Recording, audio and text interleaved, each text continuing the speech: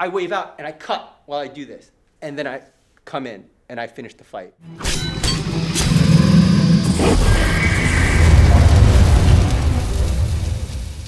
Hey everyone, welcome back to another episode of Scenic Fights, Fight Scene Breakdown. I'm Logan Lowe. I'm here with Chad Vasquez.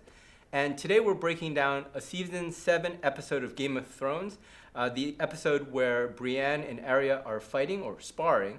If you like what you see, remember to like, comment, and subscribe. All right, let's go. I like Arya pointing her weapon at Brienne because you have to think of weapons almost like a gun. You want to always point your weapon at the person. I like that. Arya is showing how dangerous she is because she has a weapon in the person's face. Like a gun, you want your weapon right here. You always want your weapon in front of the person.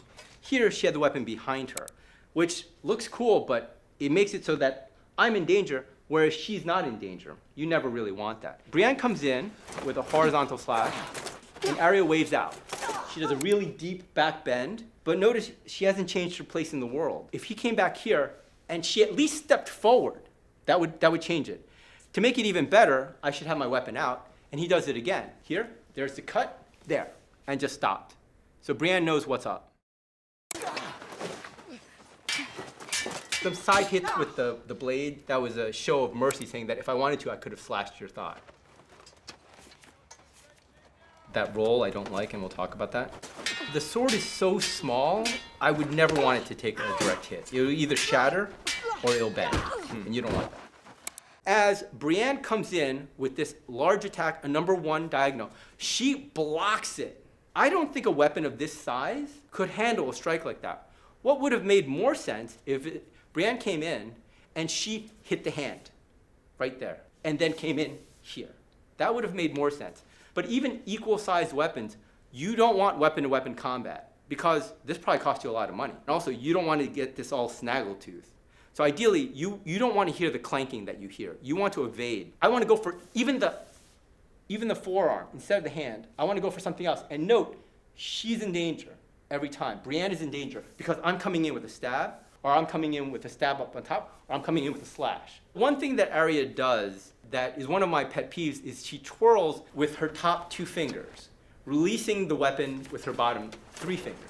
Whenever people twirl like this, they risk dropping their weapon. What I like to tell my students is I like to tell them to think of these 3 fingers as 1 finger because you'll note that you cannot bend these last 3 fingers without affecting the other 2. So these 3 fingers have an incredible grip. Moreover, you want to create the dexterity of your wrist so that you can twirl like this. You need to be able to do that because you need to be able to make these fast movements without opening up your weapon hand.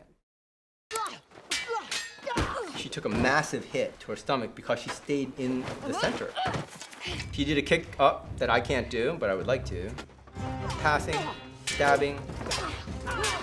Some things that Brienne could have done better is press the attack and press it so that she boxed in Arya, who is clearly not moving left or right, because she's seen enough of what Arya is doing to say, all right, this person's dancing in front of me. I'm just going to keep pressing the attack until she stumbles, which she did, enabling her to do a teep. Traditionally, there's a lot of people that wear the metal gauntlet, so they could grasp this. So when you think of a sword, it's not just a sword, but it's almost a spear. At this point, she could have used double-handed here. And in fact, stay where you are, Chad, she could have just gone further here. And if there's some sort of recounter, she comes in here, I have this. They both chose to stay in the blender. And no good fighter would ever choose to stay in the blender. One person should always be circling the other, or they should both be circling each other. They shouldn't be moving laterally the entire time. So you got disarmed. Right. And pass. She takes out the knife, passes it to her left hand, and then stabs. In this, they're mutual destruction. Neither party won, which I think is the point of this scene. The next thing we're going to talk about is the fact that she has a dagger the entire time. If I have 2 weapons, small weapons, versus 1 larger weapon, we both have an advantage. She needs to concern herself with 2 weapons. I need to concern myself with the greater strength and length of that weapon. I can simply go here. I can let her know she's in danger here. I can let her know she's in danger here. And I can also let her know she's in danger here. Let's talk about the structure of these weapons. You'll note that both of these weapons are straight weapons. The main purpose of these type of weapons are to stab. Would these type of weapons have hurt Brienne? We'll do the exact same strike. We're here. She comes in. I'm here. Boom. I'm cutting that hand.